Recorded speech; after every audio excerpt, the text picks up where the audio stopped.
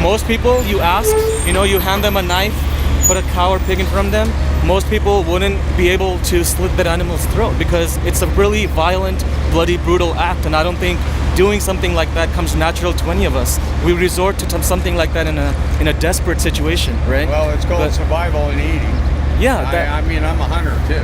Right, I haven't hunted in years. Right, a survival scenario, a desperate scenario is a different story. I can't judge anyone for resorting to that kind of violence in a desperate situation, but what I'm saying is, like, most of us, like you and I, access to phones and computers, living in the city, don't live in that kind of a desperate situation. I understand what you're saying. I mean, I felt bad. I was in Texas picking up at a slaughterhouse, and I felt bad because here's these cows that look just like this, and those cows break my heart. I mean, a sad look. And I went back there and was like, oh shit, I can't do this.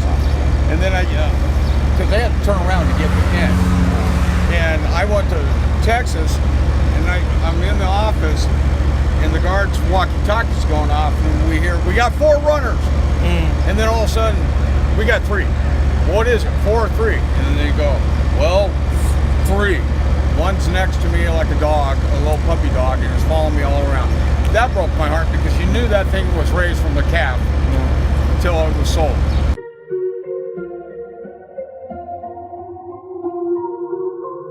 I was in the Army. I was there. So it was a $7 burger or a 50-cent burger. Well, I'm out in the field. Mama San supposedly had a hamburger, and I paid 50 cents. So I ate half and found out it was too dry to eat, and it was gray, and then I found out I was eating somebody's dog. They raise dogs and cats just to slaughter. They have a place over there in Seoul called Blood Alley. Anything that can be consumed is there. And they'll take it out of their chin and slap it on a hook and gut it right in front of you.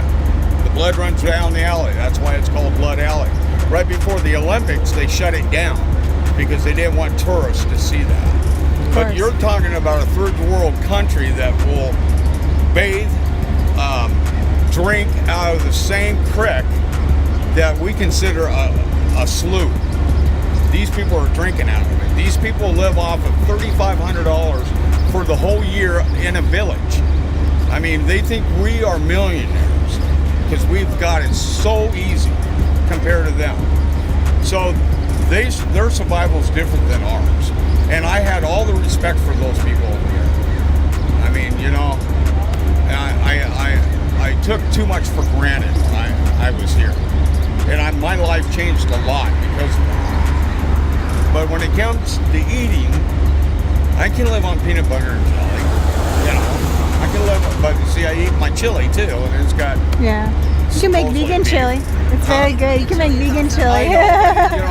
And it's a little cheaper, actually. Half the chili that they sell is processed.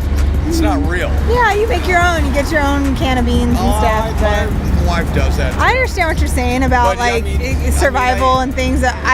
We're just urging people, most of us in America, we are like millionaires to the rest of the world. Yes. We do have an option. And so our thing is, like, if you don't have to kill to survive, what's the justification to kill innocent beings? If you can just choose the beans and the rice and the plants and the, fruit. But it also comes down to controlling the population of what's going out there and what's coming in contaminated that contaminates everything else. If you got a cow that's sick and it's contaminated, you put it down. You don't let it die because it's going to spread. And the next thing you know, it's going to get to a human. So they do what they do, and they claim, I don't know, and they have a board back there that says we're not inhumane to these animals. We treat them with respect. All slaughterhouses will have that sign on. Yeah, they have to. Right. Yeah. Okay, because somebody like you are going to say you're not respecting the animals. They claim they put a ram up their heads, and it shoots a ram through the ring. Okay, well, I also heard that in Texas, it doesn't always kill them. No. And I think the percentage is like it's usually a stunning technique, isn't it? The bolt to the head is a stunning technique. And even if they are not unconscious, they sometimes regain consciousness on the way to. Yeah, they stand them down and shoot, and there's somebody down there with a knife cutting their But throat. these are all little detailed semantics. Our main point is, if you don't need to, you don't have to kill. And whether, even if I came to AJ and I loved AJ and I treated him well, Right. like, and then in the night while he was sleeping, I somehow like gassed him and he had no idea he died, and then I decided I would eat him. Like, Well, you know what I mean? That would be considered humane, Yeah. or is that okay still Well, that I took his life without his consent? Yeah, You know what I mean? I mean, it's kind of like the soccer team back in the 70s. They ate their compadres when they crashed that plane. Yeah. In the mountains, right? Yeah. Yeah. But Yeah, it that was was survival, right? And so Yeah, if it it's a was survival just scenario, because I yeah. liked the way he Or tasted, Donner. you Well, know? Donner was not a survival scenario. Yeah. So Donner's actually a good comparison. He did it for like pleasure or habit or something, right? Not out of necessity, right? I mean, they were saying, there's two stories to that one, but most of the stories I heard was it was survival. For Donner? Donner passed, yeah. Dahmer.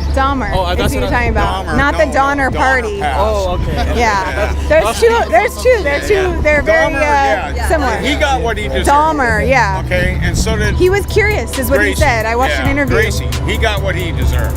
I don't believe that. But we basically just wanted to show some compassion to animals for 1 to 2 minutes, and we're hoping to build a relationship with peace out there, peace out there. So we're going to let you guys know sure about the consent, one officer, Yeah, no, I wouldn't even call this a protest. You guys are just out here on the sidewalks and not. Oh,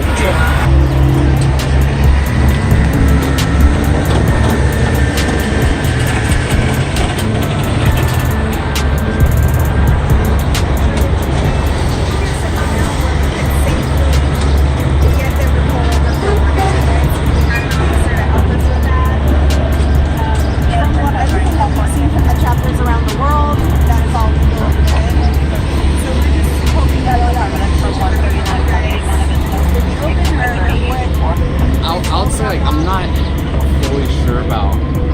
We're not gonna be pulling them over, that's for sure. But if they agreed to let you do that, I don't see anything wrong with it.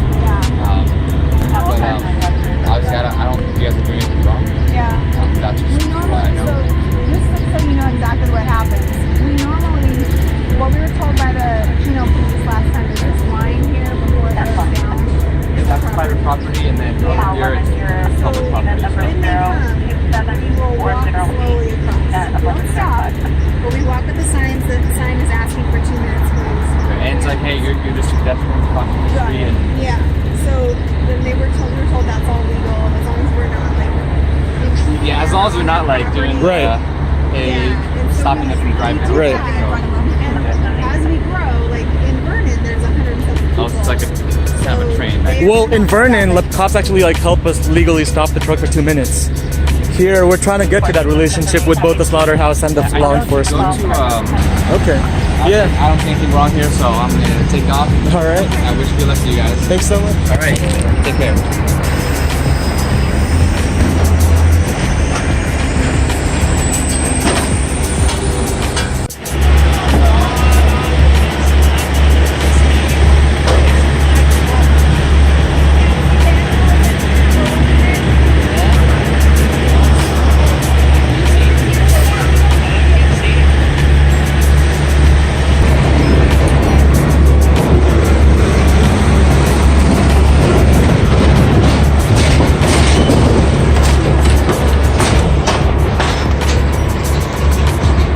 Anybody own a wallet? Yes. It's not. What's an eel skin? Eel skin. It's not. It's synthetic Yeah? material that's not made from animals. Okay. So you guys don't own no boots, no tennis shoes, No nothing animal in leather? products whatsoever. Yeah, we try. So the definition of vegan. The definition of vegan is not perfection. It's to try to avoid animal use Yeah. as far as practically possible. So, we understand that things happen. Like if you're driving down the road and an animal darts in front of your car and you accidentally hit that animal, that's not an intentional thing. Yeah, that's But it roadkill that is, you take home. yeah. But it is intentional if you go to a circus and you know that they're being, prodded and tortured, or it's intentional to go buy a burger knowing that someone had to die. And I Yeah. don't believe that was fair to the animals either, because they deserve a healthy Yeah. life. And but these cows have lived their life. And They're killed at 5 years of age when they normally live 20 to 25 years, especially dairy cows. They don't get to live their full life. well, I mean, if you go back there, these things are skin and bone. Yeah. I think it's the stress. I really do. Well, they used to improve the milk. The supply Commodifying sentient life, they're not products. Like, they're not something to use, right? They have a brain, they have, like, I'm quoting this, but they are the psychological centers of a universe that is uniquely their own, right? There's not just emptiness in there. They have emotions, they want to be with their families. So to use words like use them or, milk them, sell them, like those kinds of words, like we shouldn't be describing them that way. They're not property, right? Not well, really. We had a similar view of people of a different color skin a few years back. Right. We kind of used the differences to justify exploiting them. Yeah. And so we kind of just see it the same. All life should be respected. Oh, I understand that. If my wife was here, she'd be kicking me in the ass and going, I'm joining the cause. Oh, she should.